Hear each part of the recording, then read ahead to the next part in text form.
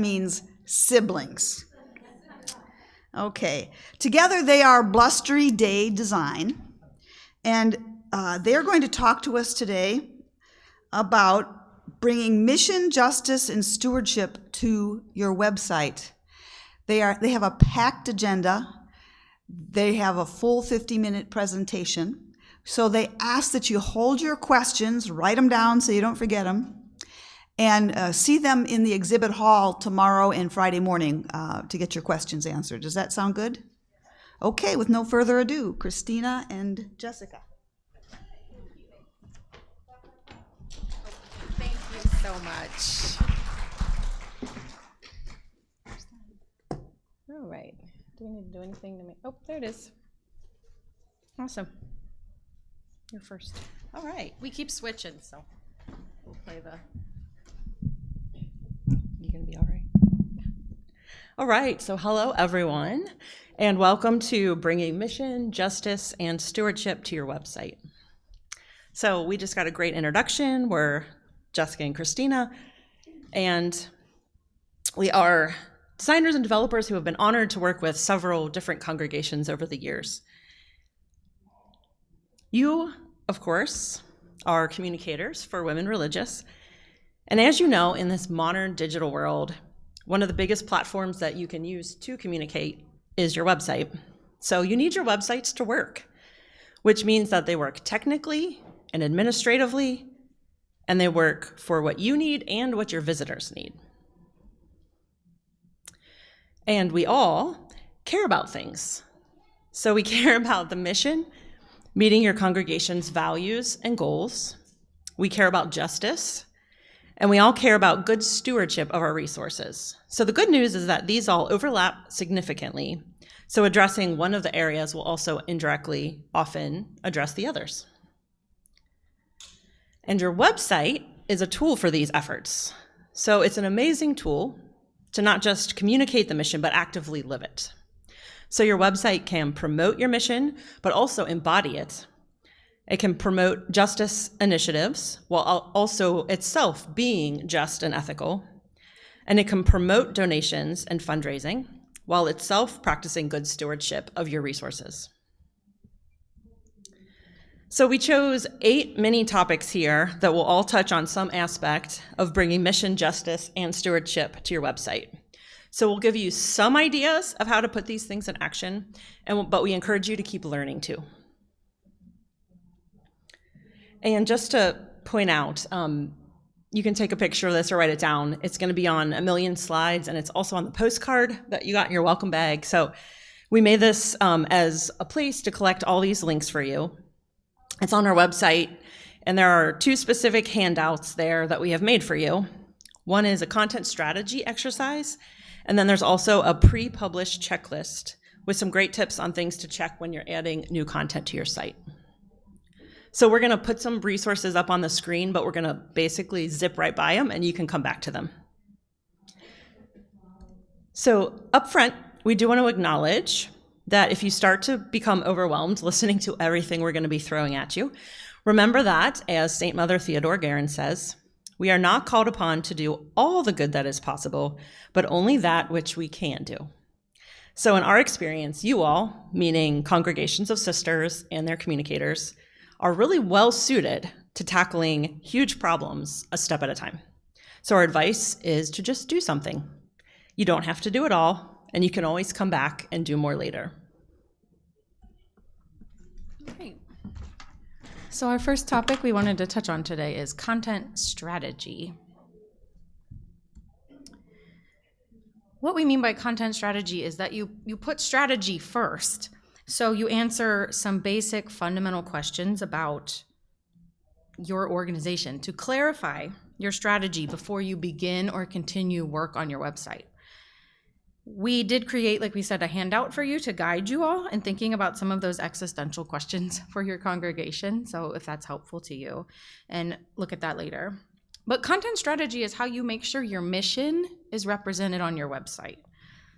We need to do this work because that initial strategy ends up influencing everything, including design and colors and fonts, but also the words you write and the tone they take, and even just what kind of content you choose to put on your website at all. We like to say, do things on purpose or they will happen anyway, but not on purpose. So we're saying here that content strategy comes first, but it really keeps going. You think these things through for every piece of content you later add or create on your website. Content strategists Christina Halverson and Melissa Rock say that core strategy sets the long-term direction for all of your content-related initiatives, ensuring all activities, big or small, are working together towards that same magnificent future. So with content strategy, we need to consider our audience, first for your entire website, and also for every single individual piece of content, which may differ depending on the piece of content. So we ask, who is this for? What do they need? What do we want them to do on our site? So maybe they want information about a program, and we want to make sure they can find that information, but we also kind of want them to donate or join even. So you're finding that balance. And remember, your public website audience includes people who know you and complete strangers. So notice, your public website's primary audience is not you, or your leadership, or your sisters. If you have an internal site, you all are the audience. You know, that's how you communicate with the sisters there. But on the public site, that is for external visitors. So when writing or working on our congregation's websites, we shouldn't use internal words, some call that nun-speak, and we shouldn't organize content by our internal classifications, like fiscal department or staff that tackles that project or whatever. We need to focus on that external visitor and what makes sense to them. Your site will not be effective in sharing your mission and justice efforts if you design it with yourself in mind. The point is to invite others to come and engage and grow together. And this is how you succeed at those goals of content strategy, but also just your organization's goals. And a third part of strategy is to see your website as a ministry. So just like your website talks about your in-person ministries and programs and information, your website itself can be a way to minister to people and to communicate your message. So examples include a number of congregations we've worked with do action alerts for justice initiatives. The Adorers that we worked with have weekly children's liturgy materials they post. We see a lot of communities offering a way to submit prayer requests, and lots of you are offering events that are either completely virtual or have a virtual component. As a particular example of website as a ministry, we built the Sisters of Providence, a searchable prayer directory with content primarily written by sisters. And one of the prayers there, this one happens to be a prayer written by Sister Patricia Linehan, and early in her life, she was a nurse in the US Navy. So she brought her expertise and her compassion to writing this prayer, and now it ministers to people every month, including a large number who find it via Google and resonate with the preview there and click in to read it. So Sister Pat wrote this prayer just once, but it keeps working on its own, sharing her authentic self and life of mission via this content on the SP website. And they also have different prayers there from other sisters with different backgrounds. And so this prayer directory is absolutely an active, helpful ministry in and of itself. Here are some resources, but as we said, they're all on our site at that URL, so we're not even going to stay here. Move right on. All right, switch me.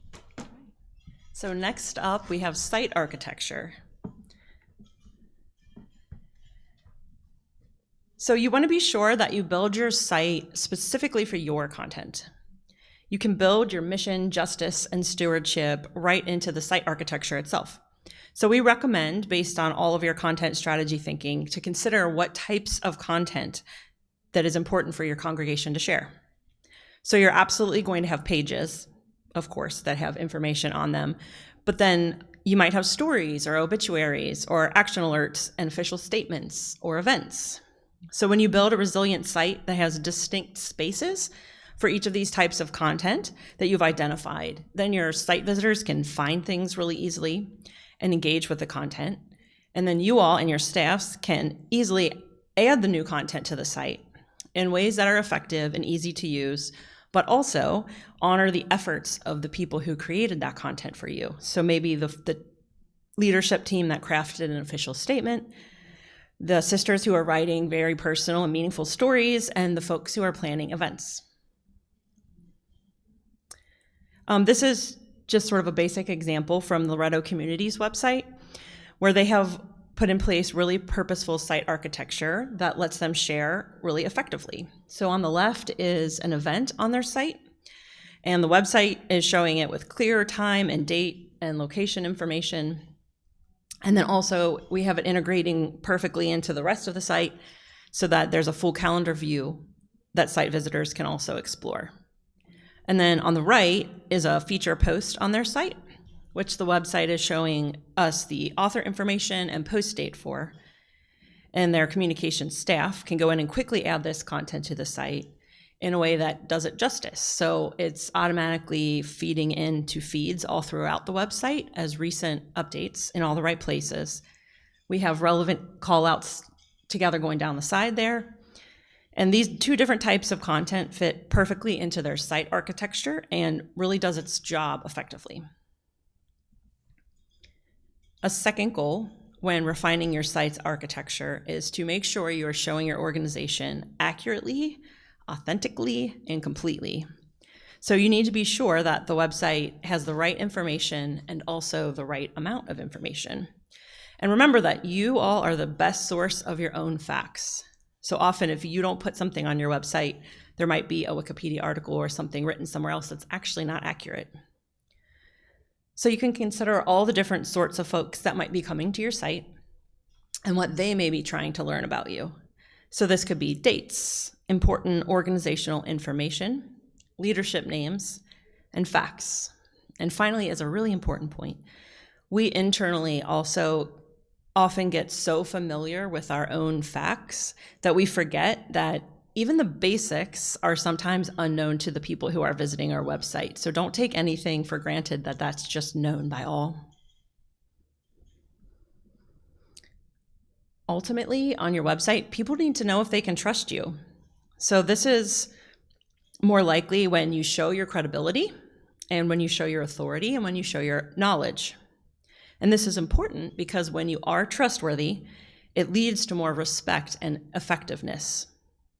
So this can include earning donations, a high standing in the community, press coverage, readership on your site, and that sort of thing, which in turn can help your vocations and your justice efforts carry more weight and have more impact too. So the reality for most is that even as things change, your organizations are still active and vibrant, and they include a lot of impressive initiatives and people. So be sure that your website can claim that strength. These aren't just cute old ladies. They are powerful, credible, formidable people who are worth taking seriously. So make sure your website reflects that. So while we're talking about credibility, another great way to increase your cred and to show your authentic organization is to include something you may have heard of called social proof throughout your website.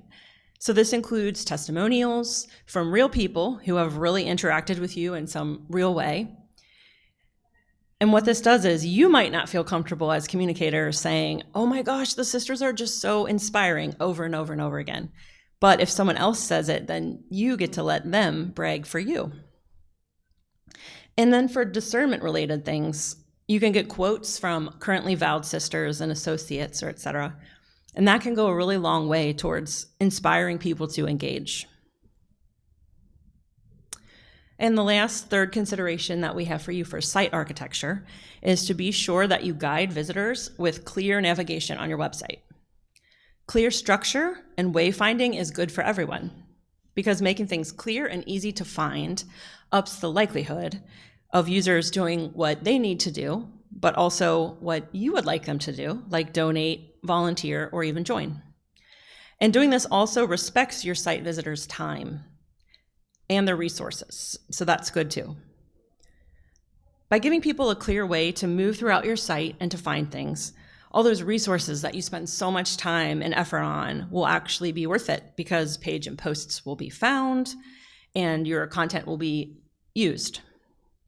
If visitors can't get to your content, they obviously won't be able to act towards your mission, justice efforts, and goals.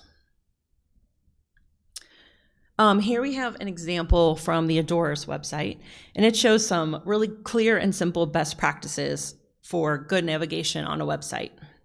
You can see here that we have a main menu, and that best practice for that says that should have no more than 4 to 7 items. Then at the top, we have a utility menu, and this is good for power users who probably already know you or just want to jump right to what it is that they need. Right there above the title of this article, there's a breadcrumb, which helps ground a visitor where they are in a website, and it just provides another way for visitors to navigate. And then on the right on this page, there's a sectional menu, which helps users get to other content related to where they already are. So that's a great example of encouraging people to engage on your site further. So by committing to this visual consistency throughout the site, it really helps users know what to expect. So we are using conventions of the internet at large here. It's not just our opinion or this site. These are things even when you go to different websites, you just expect to see. So don't get too creative on your navigation. You want to use words and conventions that your site visitors are used to using and understand what it means without trying too hard. So some resources, look at them later. All right. Now let's look at the technical foundations of your website. First off, when you can, work with ethical vendors. Think right relationship and justice here. So just like your congregation is probably making specific choices for food service providers or different utilities like that, your website is another place where choices and vendors matter and make a difference in who you choose. Websites require service providers and tools, and that would be web hosts, domain name registrars, website plugins, external tools and services that hook into your site. So you can intentionally find for all of these vendors who care about people and the earth and good customer service and respect, which you might not have thought of before. And trust your gut. We can affirm, and we've seen with some of you all, that there really are some skeevy vendors out there, and they may have unsound business practices. They might be taking advantage of you. It feels yucky, but it could also be wasting your money. So we do recommend you do your best to stay on top of what you're paying for and who you're paying it to, and try to find people and companies, again, who care and are transparent and ethical themselves. In particular, you can choose a website host intentionally. You want a functional host that gives you the most value for what you're paying them. You can look for hosts with good security and modern technology, and look for hosts, if you can, that take a daily backup of your site so that you can roll back or revert if something goes wrong or you need to get back to a different day. And if your site is WordPress, you can look for managed WordPress hosting, is kind of a phrase used in the industry. And those hosts usually offer those backups, as well as SSL and things just included within the hosting. Remember that cheaper is not always cheaper. We know a lot of you are always saving money, but often those cheaper hosts end up not giving you what you need or upselling you to other unclear services on their platform. At the same time, more expensive isn't necessarily better. We're trying to spend the right amount of money for that right set of features that will get you what you need. But remember, it's easy to forget that your time is also money, and overcomplication and inefficiency is using up your resources. If you have to spend a lot of time on support calls with your host or trying to just figure out what's happening in a certain area, that is also something to factor into the cost analysis when you choose a host. And the third tip for this section is to carefully select those themes, plugins, CMS, and tools that you're using for your site. It's important to build your site's technical foundations in ways that will work for you. You want tools that provide you with that maximum, really clear functionality. You know what you're getting, both for your site visitors, but also for your administrative staff. Just like hosting, this is an area where the right tools can make you all so much more efficient. So you can easily, for instance, add a new post to the site without a lot of hassle yourselves. Or you can streamline a process to collect information or donations through your website. Or you can have like a working events calendar that your staff can add events to themselves, and it's really easy for external visitors to see and communicates, how active all your congregations maybe are. Good tools make good websites. So first, identify the exact need you have. We need a calendar, and then find the tool that does that specific thing well. Our recommendation for some questions to maybe ask when you're selecting your themes, plugins, integrations, and tools are, do a lot of people use it? Is there good feedback that you've heard about it? Is it updated regularly? Importantly, will your website administrative staff understand how to use it, what to do, without a lot of hassle? But also important, is the user experience for your site visitors a good one? And will you be able to move away from the product if needed without getting stuck in a contract or not having access to your data anymore? Often by choosing that right assortment of tools for your website, you can streamline maybe an existing unwieldy process into something that's really functional for you all. So as an example, we really love forms on websites because first of all, they don't expose your email addresses to sketchy bots and things, but also they let you collect standardized information and then cater what happens upon submission. So in this example, a different staff member receives the form submission based on what the user puts in there at that last radio button.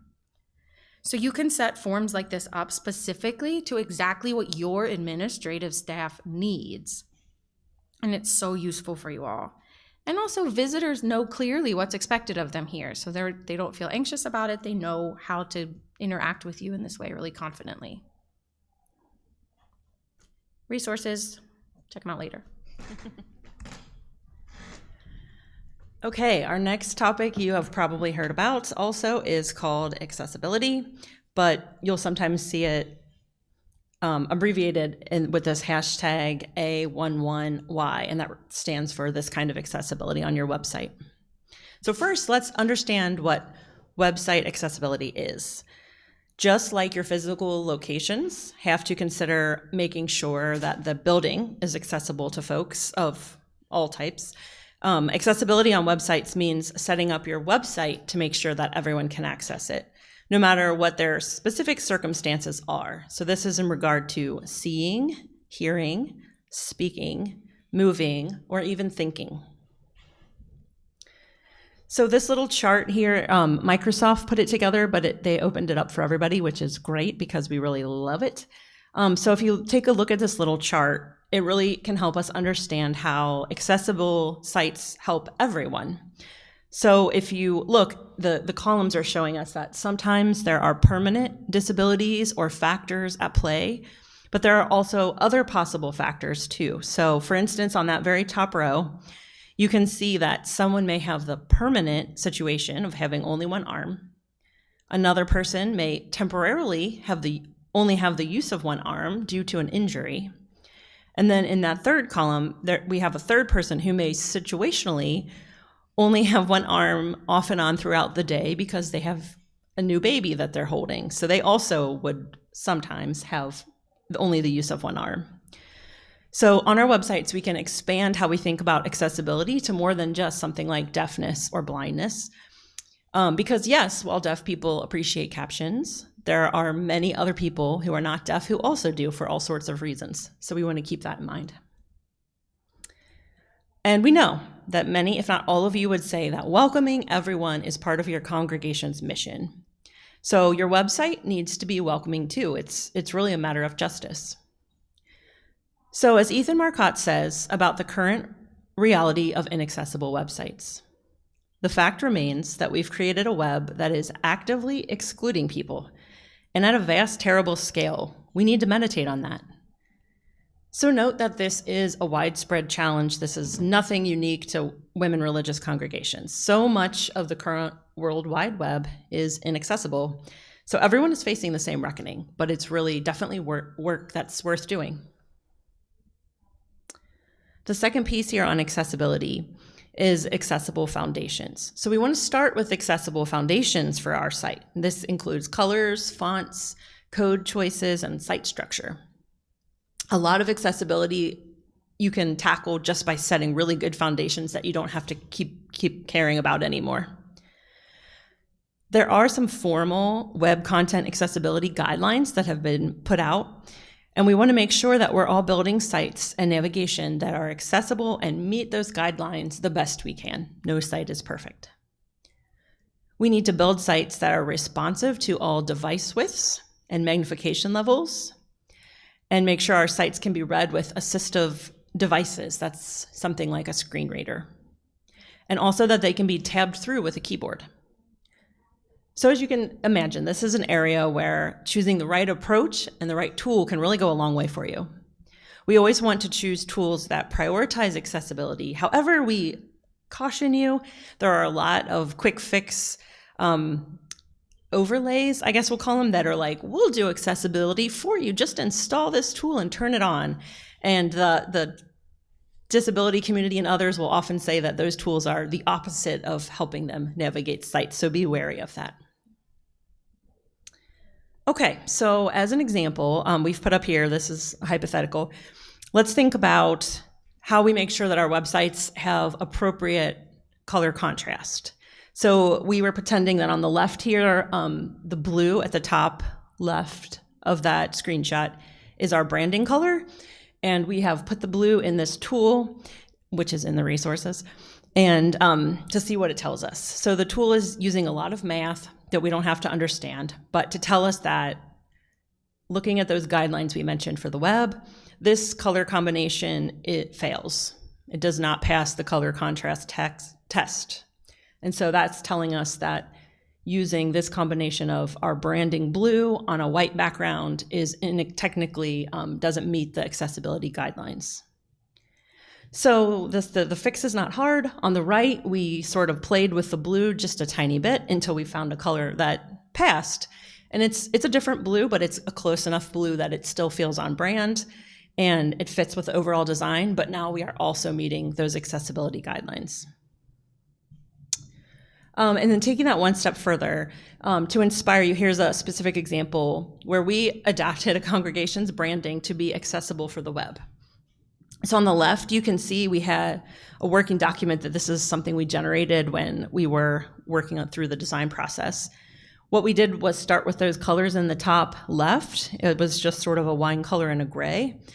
And then that's also in their branding fonts. And then we extended that branding to work on the web in more accessible ways. So to do this, we found typefaces that are similar to that, but not the same. But the new ones that we chose are much more readable for lots of copy on the web. And then we added some additional colors and tints and shades of those colors that really now allow us to make more color combinations that are accessible and compliant. And then bonus, that's like a lot of pretty colors we have to work with now too.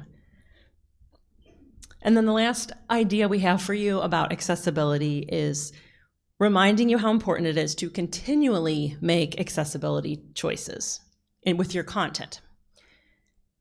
Making your content more accessible to more people is what increases its reach, so you're more effective, and it also welcomes people.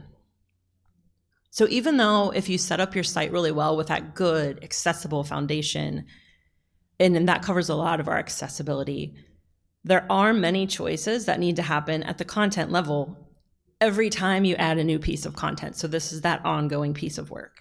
So for example, if you upload videos and podcasts onto your site, those should have transcripts available as well. When you upload images and include them on your site, those require alt text to be accessible. And that's the text that describes the image for people who are using screen readers. And then the third thing that would sort of help your content be accessible on a day-to-day basis is not overusing animations. If text or pictures that are static would be sufficient, you don't want to use things that slide around on their screen on their own. Then we have some suggestions for you on writing accessible copy. So you want to choose clear words, you want to avoid jargon, use short sentences and paragraphs, put the most important stuff first, and then expand upon it beneath. You want to make semantic HTML choices, so that's using the right bits in the right order within your page or post. And this means that you divide your content clearly into manageable sections with bullets and numbered lists to break things up. And of course, use clear headlines and subheads too. We have in the resources there's a readability tool that you can use for your content to check the grade level. And the best practice, it kind of changes off and on, but the most recent thing I've seen has said the experts are recommending you want it to be 8th grade or lower. So that's writing so that an 8th grader could understand or younger, which is hard for a lot of our very, very smart communications people and sisters, but that is the recommendation. And then I did want to point out, the left example here of our bad, we totally made up. So we don't want to throw the CSJs under the bus. They had a nice post, and then we made the bad version. Okay. So to make links accessible on their own, it's a very specific type of content. This is the text that the part that you actually make the link, you want to be clear and helpful. So the common old convention would be like, to see our photo album from the event, and then the link is click here. So instead, we want to say things like, see our photo albums from the event, and that whole thing is the link, and it's clear, and a person on a screen reader who's maybe only reading the links, hearing the links, would understand what's happening. You know the drill. Lots of there. What? Yeah, we did want to point out that one of the handouts we made for you, that the post checklist has a ton of what it covers is accessibility. So if you run through that list, you're already doing a lot to making sure it's accessible. Yeah. Thank you, Jess. Yep. Okay. Now let's look at something that we call inclusive design and content. So what does it mean to be inclusive? At minimum, for this, we mean cause no harm or pain. And then work intentionally to include everyone. So we need to be welcoming to all, no matter their age, race, gender, sexuality, income level, cognitive abilities, neurodivergence, mental illness. We don't always think about all of that when we're writing, but it's so important. We know you would never exclude or turn someone away in person, so we need to be sure we're not doing that on our websites. As Jerry Cody says, we have the capacity to make a website not just bare minimum usable, but inclusive too, giving all readers the same confident, enjoyable experience, regardless of ability. We have the means, the obligation even, to give all readers the respect they deserve. As part of building an inclusive website, we need to avoid assumptions and generalizations. Because remember, at minimum, cause no harm or pain. Some basic examples of assumptions and generalizations we've seen that we want to avoid making on a website might be, first, assuming you know how someone will interact with your site. So saying something like, no one uses search, we don't need it. Not everyone uses the web the same way you do. Another example we want to avoid is subconsciously only writing for a target audience that is your educated donor or your really well-off volunteer, while forgetting to also write for and to the people that may need your services or are in your community in a non-condescending way.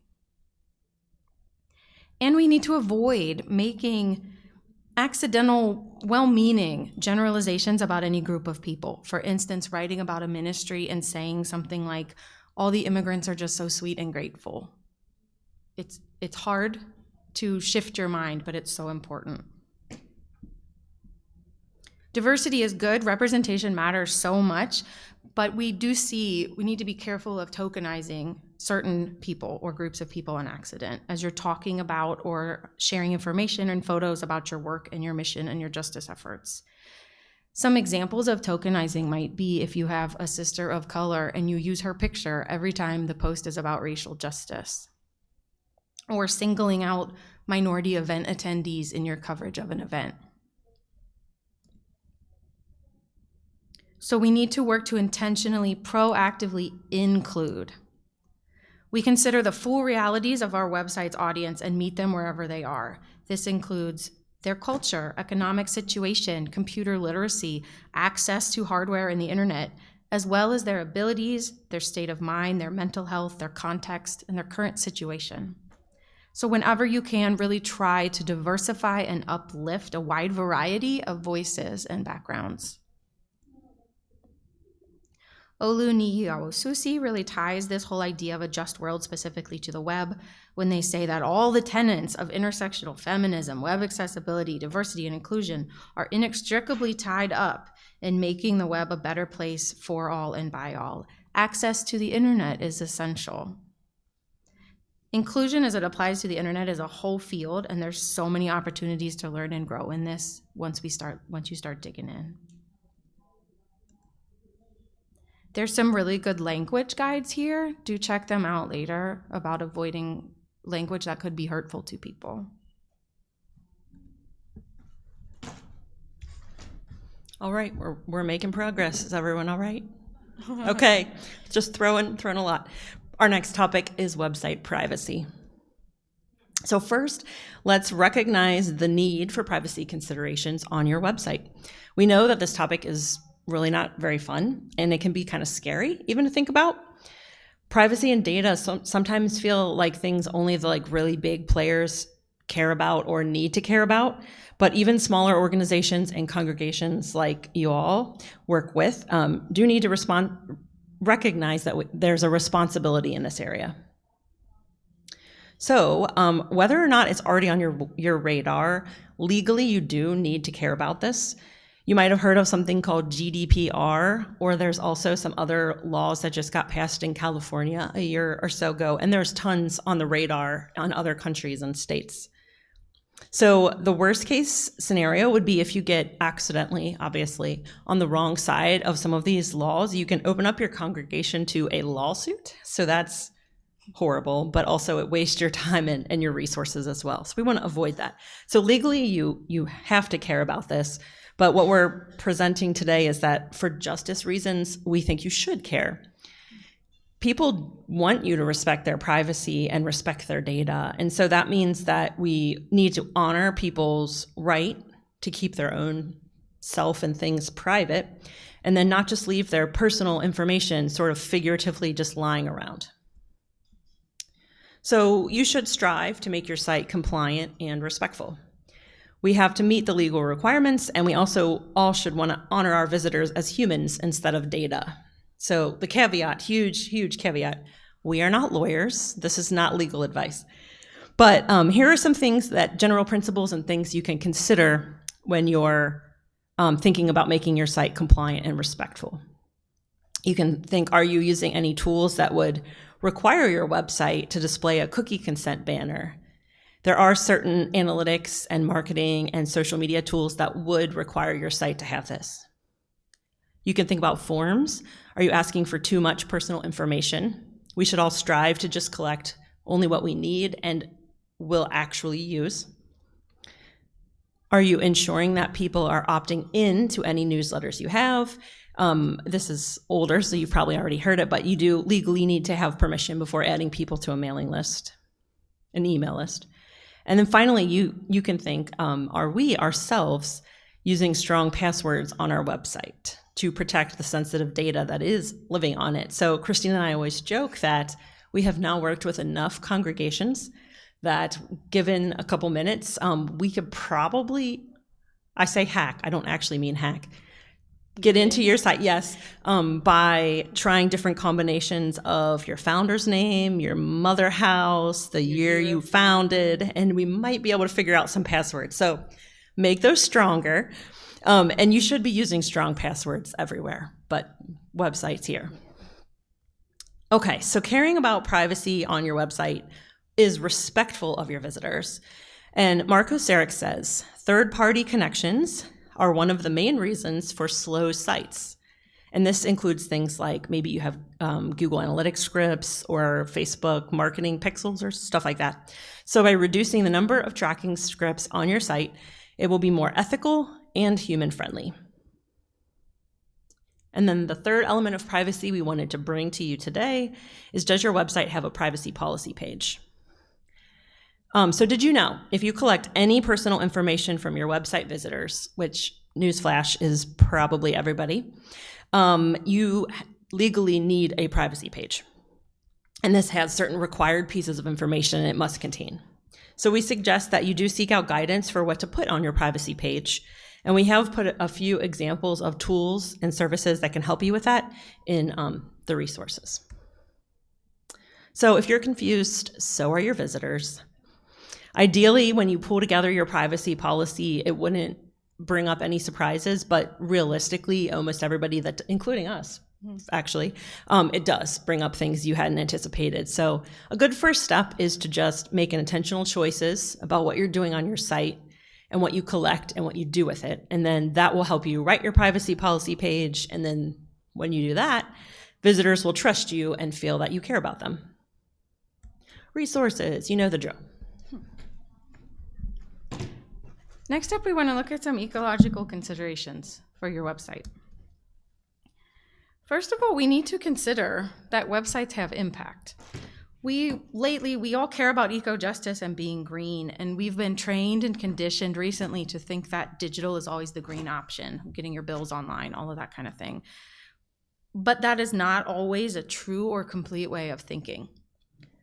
Many people are surprised to learn that every website you visit, it downloads the whole thing to your device, even if it's just into a temporary folder. So a huge amount of resources goes into storing, delivering, and using websites these days, more than ever before. As Jerry McGovern says, digital is greedy. This photo shows some server-packed racks that are Google's, happens to be in Oregon, I think. But remember that the cloud is just a hard drive somewhere else. These kinds of data centers, this is where digital actually lives. It's taking up energy and fuel and resources. We can set up our website with green foundations. You're probably seeing a trend here. One of the first considerations is your choice of host. You can choose hosts that are using data centers trying to run efficiently, minimize their pollution output, maximize efficiency whenever possible. So on one hand, there's smallish, eco-friendly hosts that can be a good choice that are really conscious on their own. And then another good option can be any hosting service on using the Google Cloud platform, which is efficient because it's huge and Google is using renewable energy sources to try to be carbon neutral. And once you have your green host, think about keeping your site light. And by this, we just mean efficient and fast and trying to avoid, whenever possible, making people load really heavy, big files or require a bunch of server processing. As Mark Osaric says here, the lighter your site is, the less data is transmitted to each visitor, the less electricity is used. If you only serve the content that matters, your site will be emitting less carbon. This is kind to the earth to do this. You can also make a difference by considering how your website handles the printing of its pages. People do print things often. A website's print styles can be tweaked so that printed pages only show the relevant information instead of maybe all the header and the footer and things that people don't need. It's better for the visitor anyway, and it uses less paper. So on this example, on the left is what it was before we did any changes, where the content was 4 pages. It had a bunch of header and footer stuff. And on the right is after we did tweak those print styles. Only the things people want are being printed. It's 2 clean pages that are easier to read, half the paper. And third, we can make green content choices as we are working on our content from day to day. You all have an opportunity and responsibility to think about eco-friendliness as you're adding content. One of the biggest content impacts you can make is through your website's images and using images more efficiently. Images are the single biggest source of carbon emissions on the average website. So there's really significant payoff if you make them more efficient. Sizing your images correctly is huge. So by that, we mean the actual dimensions in pixels, that the width and the height aren't bigger than you need it to be. And then we also mean the file size. There are ways you can optimize your images before you upload them to your site to keep those file sizes down, and tools you can use to optimize them to make them smaller in a file size but not look any different. They're all in the resources. And another green content choice is making it really clear if a link goes to a file download. So it's best practice to tell your site visitor that that's what's going to happen so they're not surprised when they click it. And also you can tell them how big the file will be so they know what they're getting into. The benefits of doing this are that ecologically the person isn't wasting resources to download something they don't want. And also it's inclusive. It respects people's data plans. Not everyone has a computer or Wi-Fi. They might be on a smartphone and they don't want to download a 10 meg PDF without knowing that's what they're in for.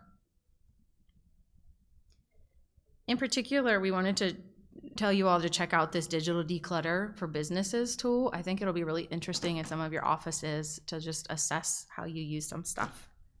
It's there on that resources. All right, is this our last one? Yep. Okay, last one. We can do this. Maintenance and resilience is our last topic here. So think for a minute about your physical welcome center, any of your places. You or your leadership would never allow it if all the flowers outside were dead and there was mud on the floor for like 5 days before anybody addressed it, and all the brochures were like, come to our events 2016. And the person at the front desk was super rude to everybody that came in. Like, that would never stand. So your website is quite likely seen by more people, and it's just as important that that website, just like a physical space, is maintained and welcoming all the time, not just when we built it in 2016. So resilient, maintained websites are ready for anything. So this is helping your website to continue to support your congregation's mission. With a resilient site, you can communicate with your public quickly and stay relevant when things change. So, of course, and I loved Sister Mary's talk this morning that really touched on this. Constantly, lots of things are happening right now. New sisters are professing vows, other sisters are aging. There's obviously lots of local and global events occurring right now. We have new ministries opening and other ministries closing. So when your website is nimble and flexible, you can continue to make real-world impacts even when things change. So to get there, we want to build a site that's ready to grow and change with us. When our staff understand their site and know how to use it, they can add a lot of the content themselves. And because of those strong foundations, then we can all be empowered to plan ahead and dream big about other projects and possibilities too as things change. So we know for a fact that everyone in here has already had to react to something that's happening outside of the plan and outside of their control.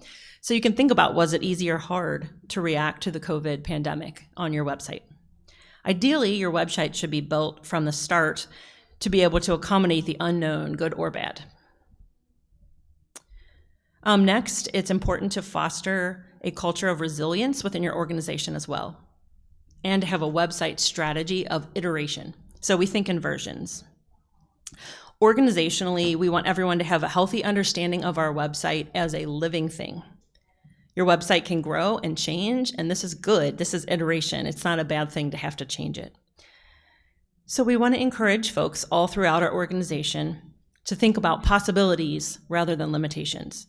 So rather than, ugh, our site is so dumb, it doesn't even have events, we could think, oh, that's an awesome idea. Maybe for version 2 of our website, we could have a calendar. What a great opportunity. Susan Walker says, dysfunction in your organization manifests as dysfunction on your website. We do see consistently that the organizations with the most effective website are the ones where all the parts of their congregation really internalize a culture of respect and resilience and iteration, where from the top down, everybody respects the importance and value of their website and of the team that works on it. And lastly, it's important to prioritize your website maintenance tasks. Not very flashy, not very visible work, but hugely, hugely beneficial to stay on top of. Keeping your website working well ensures that it continues to work well for your congregation. So part of this is keeping up with the technical updates on your site. And then we also need to maintain the content itself. So the content maintenance work could include checking the content against the latest and greatest new changes and seeing if you need to refine anything or optimize it to be up to date. And this can also mean pruning old content that is no longer needed or relevant anymore or serving you. So we do recommend that you set and commit to a dedicated schedule for your website maintenance tasks and then sticking to it. So for this to work, your bosses and leadership, of course, need to respect this work and schedule too. And we don't have them out yet, but we'll put them out after our talks. We made these little door hangers, which are kind of like tongue-in-cheek, but like saying something too. And it says, important work in progress. I'm working on the website. So you can kind of nudge people to respect that that takes time and you're doing it. So pick that up back at our table afterwards. Yeah. All right, so this has been a common theme of the talks that I've heard today, but we want to make sure that we're not holding on to things that no longer serve us. Even if we don't use them, they're still might be using resources, taking up physical space, and if nothing else, taking up mental space. So we try not to let the sunk cost fallacy get us down and embrace change. Sometimes it is the right path to let go of something, maybe of content that's outlived its usefulness, but also maybe of ineffective meetings or processes or limiting beliefs and attitudes. Okay, here's some resources. And you want to wrap? Yeah, we can just wrap. We're basically done.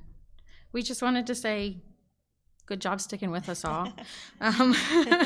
All of these, there's so much more you could learn about, and we hope we planted some seeds that maybe you hadn't thought about some of this before, and hopefully you're inspired to keep learning.